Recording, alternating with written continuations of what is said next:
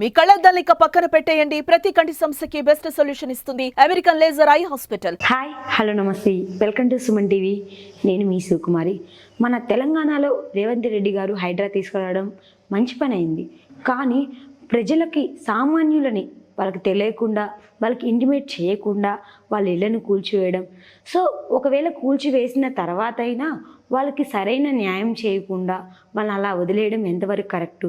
ఒకసారి దీని గురించి వివరించడానికి మన ముందు జి వెంకటేశ్వరరావు గారు సిబిఎం పార్టీ తరఫున మాట్లాడడానికి ముందుకు వచ్చారు. ఒకసారి సార్ మాట్లాడి తెలుసుకుందాం. సార్ నమస్కారం. సార్, తెలంగాణలో రేవంత్ రెడ్డి గారు హైడ్రా తీసుకురావడం మంచి పని అయింది. కానీ ప్రజలకి ఇంటిమేట్ చేయకుండా ఇళ్లను కూల్చేయడం ఎంతవరకు కరెక్టు? తెలంగాణలో హైడ్రా చట్టాన్ని అమలు చేయటం అనేది మేము సిపిఎం పార్టీగా స్వాగతిస్తూ ఉన్నాం. జీవో నెంబరు 99 ద్వారా ఈ చట్టాన్ని తీసుకొచ్చారు. అయితే గతంలో కూడా ఈ చట్టం ఉంది. అయితే ఎవరు కూడా ఈ చట్టాన్ని ఆచరణలో అమలు జరపడం కోసం పూనుకోలేదు. కానీ రేవంత్ రెడ్డి గారు వచ్చిన తర్వాత ఈ చట్టాన్ని ముందుకు తీసుకొచ్చారు. ఈ చట్టాన్ని మేము స్వాగతిస్తూ ఉన్నాం. అయితే దాదాపు హైదరాబాద్ పట్టణంలో ఒక 15 చెరువులు కబ్జా అయినాయి. అందువల్ల ఈ 15 చెరువులు కబ్జా అయినందువల్ల ఆ పట్టణ ప్రాంతం అంతా కూడా వర్షాల టైంలో ప్రజలు చాలా ఇబ్బందికర పరిస్థితిలో ఉన్నారు.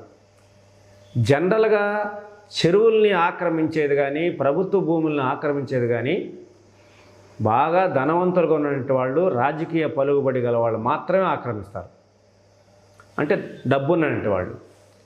అందువల్ల ఈ హైడ్రా చట్టం ద్వారా అవి తీసేయటం అనేది కరెక్ట్ అనేది మా అభిప్రాయం. అయితే మూసీ పరివాహక ప్రాంతంలో అక్కడ పేదలు, మిడిల్ క్లాసు, బిలో మిడిల్ క్లాసులో ఉన్నటువంటి వాళ్ళు, వీళ్ళు కూడా అక్కడ అనేక వ్యయ ప్రయాసాలు కోర్చి ఇళ్ళు నిర్మించుకున్నారు. అలాంటి ఇళ్ళని ఎలాంటి నోటీసులు లేకుండా ఆ ఇళ్ళని కూల్చడం వల్ల వాళ్ళు చాలా ఇబ్బందులకు గురవుతూ ఉన్నారు. కొన్ని మేము టీవీల్లో చూస్తే రేవంత్ రెడ్డి గారి మీద ఆ మహిళలు ఎంతో బాధతోటి విషం కక్కుతూ ఉన్నారు. దానికి కారణం ఏంటంటే లక్షల రూపాయలు ఖర్చు పెట్టి మేము ఇల్లు కట్టుకున్నాం. ఇల్లు మా రైట్స్ ప్రకారం మేము కట్టుకున్నాం. మాకు హక్కు ఉంది ఇల్లు కట్టుకోవడానికి. ఎలా హక్కు ఉందంటే ఎంఆర్ఓ గారు మాకు పట్టా ఇచ్చాడు, రెవెన్యూ తర్వాత మున్సిపాలిటీ వాళ్ళు మాకు ఇంటి పన్ను ఇచ్చారు, ఇంటి కుళాయి ఇచ్చారు, కరెంట్ వాళ్ళు మాకు మీటర్ ఇచ్చారు. అందువల్ల ఇవన్నీ ఇచ్చిన తర్వాత హౌసింగ్ బోర్డు వాళ్ళు మాకు ఇల్లు కట్టుకోవడానికి అవకాశం ఇచ్చారు. ఇవన్నీ ఇచ్చిన తర్వాత మేము కొన్ని లక్షలు పెట్టి కూలి పనులు అంట్లు చెప్పారు వాళ్ళు, పాసి పనులు చేసుకొని బతికే వాళ్ళం మేము. అప్పో సప్పో తీసుకొచ్చి కట్టుకున్నాం, మరి కూలి చేశారు, మా పరిస్థితి ఏంటి అని ఒక ఆవేదనని ప్రజలు వ్యక్తం చేస్తున్నారు. అంటే మేము చెప్పేది ఏంటంటే, ఇట్లా పేదలు, మిడిల్ క్లాస్గా ఉన్నటువంటి వాళ్ళు ఎవరైతే ఆ యొక్క భూముల్ని ఆక్రమించి కట్టుకున్నారో వాళ్ళకి ముందుగానే తెలియజేసి ఈ విధంగా మేము తీసేస్తున్నాం, దీనికి ఇబ్బందిగా ఉంది ప్రజలకి అని చెప్పాలి. రెండవది, ఒకవేళ తీసేయాల్సి వస్తే ముందుగా వాళ్ళకి ప్రత్యామ్నాయ మార్గం చూపించాలి. వాళ్ళకి స్థలం చూపించాలి, వాళ్ళకి ఇళ్ళు కట్టి పెట్టాలి. ఆ తర్వాత వాళ్ళని తీసుకెళ్ళి ఆ ఇంట్లో పెట్టి అప్పుడు వీటిని హైడ్రా చట్టాన్ని అమలు చేస్తే ఉపయోగపడుతుంది. అలా లేకుండా చేయటం అనేది కరెక్ట్ కాదనేది మా అభిప్రాయం. సార్, మన ఏపీలో, మన నెల్లూరు డిస్టిక్, మన కందుకూరులో ఈ హైడ్రాని తీసుకొస్తే ఏ ప్లేసుల్ని కబ్జా చేసి వాటిని తీసుకొస్తారు? ఒకవేళ వాళ్ళు ఎలా రియాక్ట్ అవుతారు? ఇప్పుడు మన కందుకూరు పట్టణంలోనే ప్రధానంగా గుండంకట్ట. అవును, గుండంకట్ట ఆక్రమణ దాదాపు ఒక 20-30 సంవత్సరాల నుంచి ఆక్రమణలు జరుగుతూనే ఉన్నాయి. ఈ ఆక్రమణలు ఎవరు కూడా తొలగించినటువంటి సందర్భాలు కూడా లేవు. ఒక్కళ్ళన్నా కనీసం యాక్షన్ తీసుకుంటే రెండో వాళ్ళు భయపడకుండా, రెండో వాళ్ళు చేయకుండా ఉంటారు. కానీ యథేచ్ఛగా కొనసాగుతాను ఉంది ఆక్రమణ. అంటే సార్, ఒకవేళ ఇప్పుడున్న ప్రభుత్వం పార్టీ వాళ్ళు మాత్రమే అక్కడ ఉంటే దాన్ని మనం కూల్చివేరా?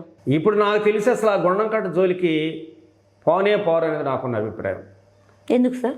అంటే అక్కడ అందరూ పెద్ద పెద్ద కట్టడాలు జరిగి ఉన్నాయి.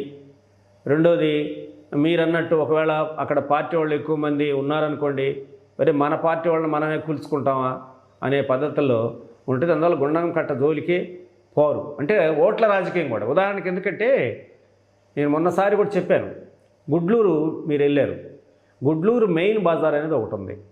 ఆ మెయిన్ బజార్ అది 60 అడుగుల రోడ్డు. అది ఇప్పుడు 60 అడుగుల రోడ్డు 15 అడుగులకు వచ్చేసింది. మరి అందరూ అక్కడ ఆక్రమణలు చేసుకున్నారు. అప్పుడు ఏదన్నా ఒక ట్రాక్టర్ పోవాలన్నా, ఒక లారీ పోవాలన్నా అక్కడ ప్రజలు బాగా ఇబ్బందికర పరిస్థితి ఉందన్నమాట. అంతకుముందు ప్రభుత్వం చెప్పింది, ఇప్పుడు ప్రభుత్వం చెప్పింది, చెబుతున్నారు మాటకి, ఇదిగో అది రోడ్డు ఆక్రమణ జరిగి ఉంది, ఆక్రమణలు తీసేయండి అని చెప్తున్నారు, కానీ ఆచరణలో ముందుకు రావట్లా. రెండోది మన ఇక్కడ పోస్ట్ ఆఫీస్ సెంటర్ నుంచి మన ఇక్కడ దాకా మనం ఉన్న ప్లేస్ దాకా అంటే కనిగిరి రోడ్డు అంతా కూడా ఆక్రమణ గురై ఉంది. ఆ ఆక్రమణ కూడా తొలగిస్తే ఇప్పుడు మనం సాయంత్రం 6-7 గంటల టైంలో రోడ్డు దాటాలంటే కనీసం ఒక అరగంట పట్టే పరిస్థితి ఉంది. అందువల్ల ఇది చేయట్లా.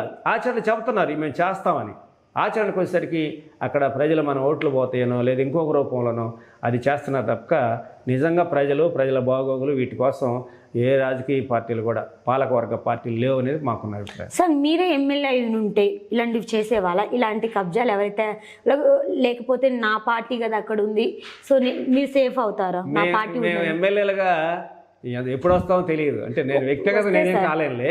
మా పార్టీ ఒకవేళ అధికారంలోకి వచ్చి మా స్థానంలో ఎవరో ఒకరు కమ్యూనిస్ట్ పార్టీ ఎమ్మెల్యే కనుక ఉన్నట్లయితే తప్పనిసరిగా అక్కడ చూడం మా పార్టీ వాళ్ళు లేకపోతే ఇంకా వాళ్ళ ఆ పార్టీ వాళ్ళు లేకపోతే ఈ మా బంధువులు అలా చూసేలేదు.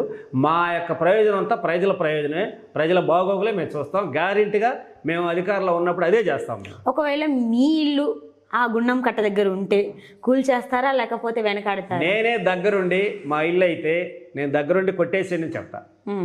అది ఎందుకంటే అట్లా కమ్యూనిస్ట్ పార్టీ వాళ్ళు చాలా సందర్భాల్లో చేసిన ఘటనలు కూడా ఉన్నాయి. అందుకే దాన్ని బట్టి ఏం చెప్తున్నాను అంటే మేము ఒకవేళ ఉన్నా కూడా నా ఇంటిని కూడా ఆ హైడ్రాలో తొలగించడానికి నాకు ఎలాంటి అభ్యంతరం లేదు.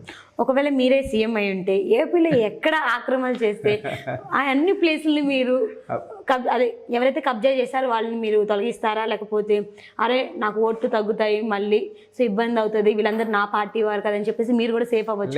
లేదమ్మా అలా చెయ్యం. అంటే నేను సీఎం అని సమస్య, మా పార్టీ ఎప్పుడొకప్పుడు అధికారులకు రావాలనేదే మాకున్న అభిప్రాయం. కమ్యూనిస్ట్ పార్టీ అధికారులకు వస్తే అదే చేస్తుంది. అందువల్ల ఒకవేళ చేయాల్సి వస్తే ముందుగానే ప్రజలకి తెలియజేసి దీనివల్ల నష్టం ఉందా లాభం ఉందా, మనకి చాలా ఉపయోగం ఉంది దీనివల్ల ఈ హైడ్రాని మనం ఉపయోగించడం అని చెప్పి ప్రజల్ని ఒక అవేర్నెస్ చేసి వాళ్ళకి ప్రత్యామ్నాయంగా అంటే ప్రజలకు ముందుగానే ఇంటిమేట్ చేసి ఆ తర్వాత నిర్ణయాలు తీసుకుంటా అంటారా? వాళ్ళకి ప్రజలకు ముందుగానే ఇంటిమేట్ చేసి వాళ్ళకి ప్రత్యామ్నాయంగా చూపించి ఇదిగో ఇది తీసేయాల్సి వస్తుంది, దీనికి కారణం ఈ మీరు ఉండేదానికన్నా కూడా ఇది తీసేసినందువల్ల ఇంకా చాలా ప్రయోజనం ఉంది ప్రజలకి, అందువల్ల తీసేస్తున్నాం, మీరు అప్పుడే తీసేయం, మీకు ప్రత్యామ్నాయంగా వేరే చోట చూపించి మీకు ఇళ్ళు కట్టిపెట్టి అక్కడికి వెళ్ళి మిమ్మల్ని కాపురం పెట్టిన తర్వాత మాత్రమే చేస్తామని చెప్పేసి ఆ విధంగా ప్రజల్ని మేము అవేర్నెస్ చేస్తాం. అట్లా ప్రజల ప్రయోజనాలే మా యొక్క ప్రయోజనాలు. సార్ ఇప్పుడు మనం ఓటేసి ఎన్నుకున్నామంటే మనకి మన అభివృద్ధి కావాలి, మనకు రోడ్లు కావాలి, నీరు కావాలి, ఇల్లు కావాలి, అది కావాలి, ప్రతి ప్లేస్ కావాలని చెప్పేసి మనం ఎన్నుకుంటాం. సో ఈ అధికారంలో వీళ్ళు ఉంటే బాగుంటుంది, పరిపాలిస్తారు, మనం బిజీగా ఉంటాం కదా, వీళ్ళన్నీ చూసుకుంటారని చెప్పేసి ఆ వర్షంలో మనం ఓటేసి గెలిపిస్తున్నాం. కానీ అధికారులు ఎంతవరకు పనిచేస్తున్నారు అనుకుంటున్నారు? అధికారమా అధికారులకు వచ్చేసరికి ఎవరు కూడా సక్రమంగా చేయట్లేదమ్మా. ఎందుకు చేయట్లేదంటే ఎన్నికైన ప్రభుత్వాలు కూడా వాళ్ళ మీద శ్రద్ధ పెట్టడంలా. ఉదాహరణకి ఇప్పుడు హైదరాబాద్ ఉంది, ఎంఆర్ఓ ఒక్కొక్క ఎంఆర్ఓ కేసీఆర్ టైంలో 400 కోట్ల రూపాయలు సంపాదించారు ఈ భూ కబ్జాల వల్లనే. అంటే భూ కబ్జాలు చేసినటువంటి వాళ్ళకి లంచాలు ఇచ్చి వాళ్ళ పట్టాలు అక్రమంగా తెచ్చుకుంటా ఉన్నారు. అందువల్ల అధికారులు భయపట్టాలి. ఇప్పుడు గతంలో చాలా భయపడేవాళ్ళు. ఎన్టీ రామారావు గారి టైంలో లంచం తీసుకోవడానికి కూడా బాగా భయపడ్డారు అధికారులు. అంటే మనం లంచం తీసుకుంటే మన ఉద్యోగాలు పోతాయి. ఇప్పుడు ఆ పరిస్థితి లేదు. ఆ పరిస్థితి లేదంటే ఏంటి, పాలకవర్గ పార్టీలు ఎవరైతే ఉన్నారో ఆ పార్టీలు వాళ్ళ మీద వీళ్ళే దాన్ని ప్రోత్సహిస్తున్నారు. నువ్వెందుకు మేము ఉన్నాం ఇచ్చేసేయి, మేము చూసుకుంటాం కదా. అందుకే అధికారులని పాలకవర్గ పార్టీలు దబాయిస్తున్నాయి. ఒక చిన్న నాయకులు కూడా మా పార్టీ అధికారులకు వచ్చింది నీ సంగతి తేలుస్తానని చెప్పేసి అధికారులు బెదిరించే పరిస్థితి కూడా మనం చూస్తూ ఉన్నాం. అందువల్ల వాళ్ళు ఉన్నారు. అందువల్ల ప్రభుత్వం కూడా దీని మీద చిత్తశుద్ధి కావాలి. ప్రజలకి మనం చెయ్యాలి అని ఒక చిత్తశుద్ధిగా అనుకుంటే చేస్తారు. ప్రజలకి చేయటానికి అంత చిత్తశుద్ధి పాలక వర్గాలకు లేవు. ఆ ప్రజలను అడ్డం పెట్టుకొని ఆ ప్రజలను ఉపయోగించుకొని ఓట్లు పొంది పదవుల ద్వారా మనం ఎలా సంపాదించుకోవాలని అంటే ఆలోచన తప్ప మరొకటి కాదనేది మాకున్న అభిప్రాయం. సో ఇప్పుడు ఫైనల్గా మన ఏపీకి హైడ్రా రావాలంటారా, రాకూడదంటారా? ఏపీకి కూడా హైడ్రా రావాలి. అలాంటి కబ్జాలు ఎక్కడైతే జరిగినాయో పట్టణాల్లో కానీ చెరువులు కానీ వీటన్నిటిలో కూడా హైడ్రా వచ్చి అలా చేయటం ద్వారా కొంత మనకి వ్యవసాయ రంగం ఉపయోగపడుద్ది. ప్రజల యొక్క ట్రాఫిక్ సమస్యలు కూడా తీరిపోవడానికి అవకాశాలు ఉన్నాయి. అంటే అది పకడ్బందీగా చేయటం మంచిది అనేది మాకున్న అభిప్రాయం. ఒకవేళ హైడ్రా తీసుకొస్తే వాళ్ళు ఏమైనా సేఫ్ అవ్వచ్చా? అంటే వాళ్ళ పార్టీ వాళ్ళు సేఫ్ అయ్యి, అంటే ఎక్కడెక్కడ ఎవరు చేశారనేది ఒక సర్వే రిపోర్ట్ ఏం లేదు. అందువల్ల సర్వే రిపోర్ట్ వచ్చిన తర్వాత అయితే అక్కడ ఆ ప్రాంతంలో ఎవరున్నారు, వాళ్ళ పార్టీ వాళ్ళు ఉన్నారా లేకపోతే ప్రతిపక్ష పార్టీలు ఉన్నాయా, ఎవరున్నారు అనేది తప్ప సర్వే రాకుండా మనం ఏం చెప్పలేము. అంటే మన ప్రాంతంలో ఏదో మన ప్రాంతంలో కూడా సమగ్రమైన సర్వే లేదు. గుండంకట్ట ఆక్రమించింది అంటున్నాం. అక్కడ గుండంకట్ట దగ్గర వాళ్ళ పార్టీ వాళ్ళు ఉన్నారా ప్రతిపక్ష పార్టీ వాళ్ళు ఉన్నారా సమాచారం లేదు.